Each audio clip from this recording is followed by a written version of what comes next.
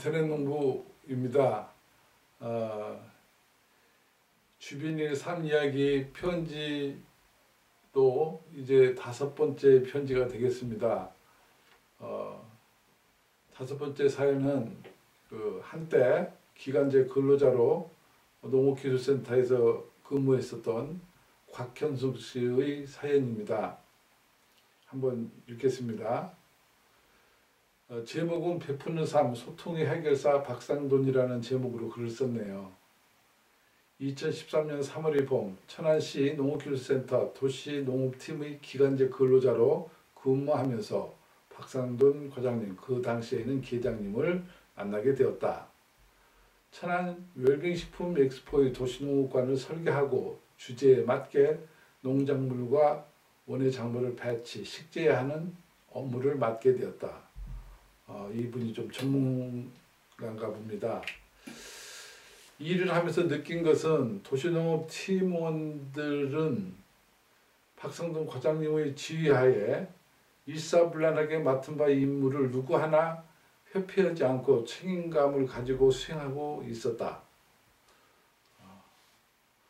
흡사, 가족 같은 분위기를 이끄는 외유내강의 박상돈 팀장님의 리더십에 감동을 받으며 일을 하게 되었다. 본인이 손수 팔을 걷어붙이고 도시농업관을 채워줄 꽃을 심고 채소를 심고 나무를 심으셨다. 직원들도 농업인들도 모두 일심동체가 되어 야근을 밥 먹듯 하며 도시농업관을 멋지게 만들어 나갔고 성공적으로 행사를 마무리할 수 있었다. 웰빙식품 박람회를 앞두고 고생들 참 많이 했어요. 그 사진을 제가 찍은 것이 좀 자료가 많이 있습니다. 이거를 소개하면서 사진으로 한번 설명을 한번 더 드리는 것으로 하겠습니다. 그 다음에 이 사람은 스스로 먼저 하는 사람이라 엄청난 리더십을 갖고 있는 사람이지요. 훌륭한 사람이니까요. 도시농업관을 만들어 나갈 때 나는 9시부터 일을 하였지만 박상돈 팀장님과 사모님은 새벽부터 나와서 기본 틀을 만들고 작물을 관리하고 정리정돈을 해 놓으시며 직원들이 수월하게 일하도록 해 놓으셨다. 여기에도 이제 아침 일찍 와갖고 사모님 모시고 와갖고 그렇게 일을 했을 거예요. 혼자는 좀 어려우니까. 참 대단한 사람이죠. 가끔 농업인들을 직접 찾아 출장을 갈 때면 농업인들은 박 과장님에게 식사라도 손수 대접하고 싶어 하시며 가족처럼 따뜻하게 맞아 주었는데, 이 사람이 이제 출장 가는데도 같이 따라가서 보았더니 이제 느낀 점을 얘기를 하는 것 같아요. 그러나 박 과장님은 바쁘게 일해야 하는 시간을 소모하기를 원치 않으시며 농업인들에게 부담이라면서 한사코 사행했고 다른 농업인의 고충을 찾아 떠나셨다. 이 양반이 그렇게 합니다. 절대 같이 그런 거 하지 않습니다.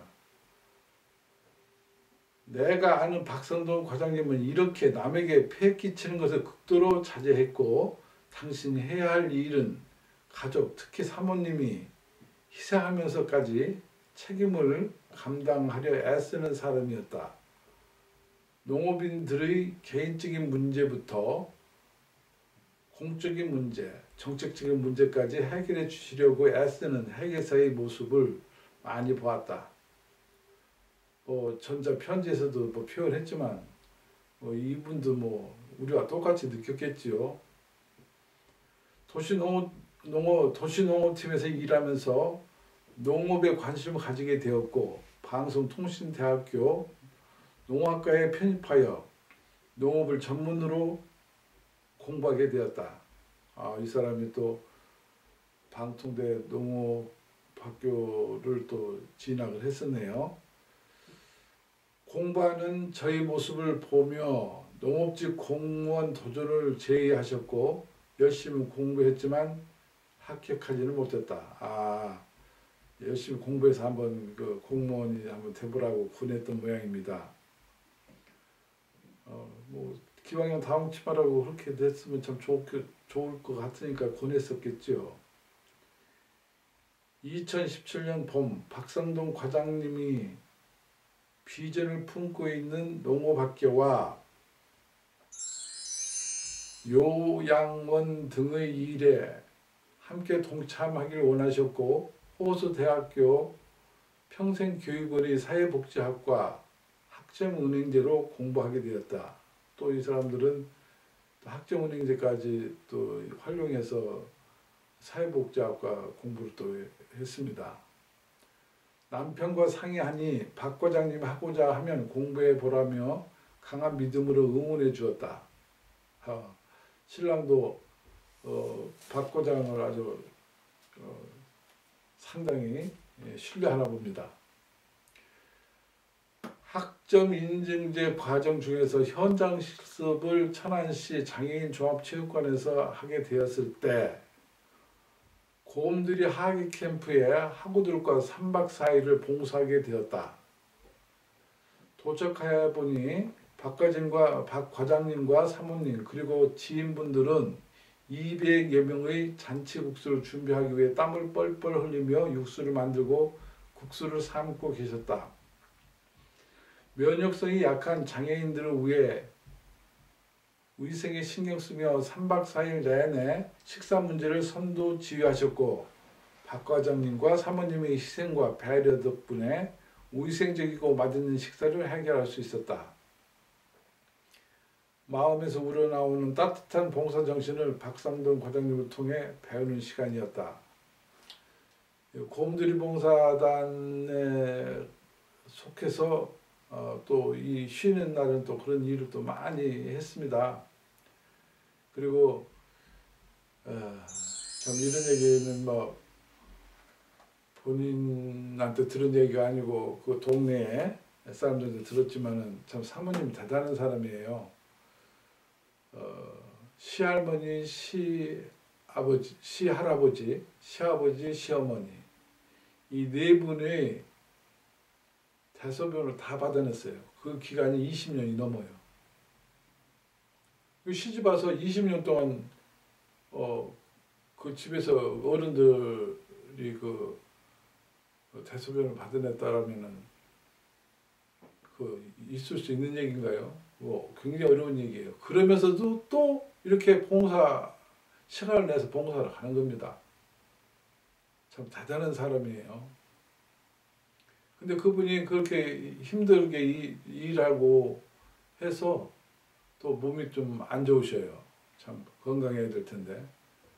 그 말이 그렇지 시할아버지 같은 경우는 키가 1m 80이었다고 그래요. 그러면 그 옷 갈아입히고 목욕시키고 하려면은 그 연약한 몸으로 얼마나 고생을 많이 했겠어요. 요새는 뭐 요양병이 있어서 맡기지만 옛날엔 다 손수했잖아요. 아주 훌륭한 사람입니다. 공무원이 바쁜 생활에서도 한 번의 결석 없이 수업에 임하셨고 컨닝 한 번 안 하며 정정당당하게 시험을 치르며 성실히 학교 생활에 임하셨다. 이 사람 그러고도 남죠. 결석도 안 할 것이고 더더욱 컨닝 같은 것은 하지 않았을 거예요. 그 과정에 저에게 사회복지사 1급에 도전할 것을 제의하셨다. 50이라는 나이에 공부하는 것이 쉽지 않은데 1급 국가 고시까지 준비하려니 정말 힘들고 어려운 점이 많았다. 그래도 최선을 다한 결과 당당히 1급 시험에 합격할 수 있었다. 아유 축하할 일이네요.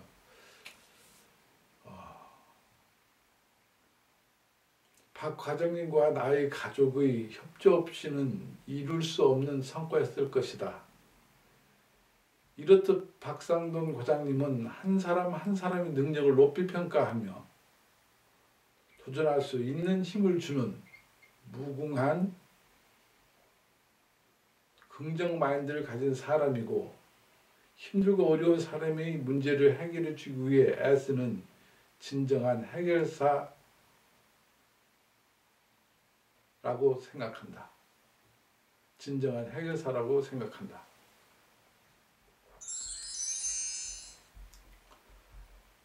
편지 사연은 이렇게 끝납니다.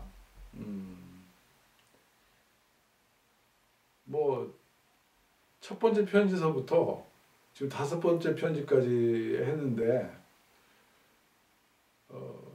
정말 한결같은 마음으로 이렇게 보여지는 거예요. 어쨌든 이분이, 나는 그렇게 생각해요. 이 조직원이 조직을 떠나면은 다 모든 것이 끝나는 거거든요. 그래서 퇴직을 하고 또 다른 또 상처를 받을까봐 염려스러워요. 조직을 떠남으로써 뭐 그것이 끝인데 또 연장선상에서 또 뭐 어떤 불미스러운 일들이 있을까 싶어하고 또 충격을 받을까 또 걱정이 되고 그래요. 아무튼 박상돈 과장의 정년을 축하하면서 곽현숙 씨가 보내온 편지였습니다. 다음 시간에 또 6번째 편지를 소개해 드리도록 하겠습니다. 감사합니다.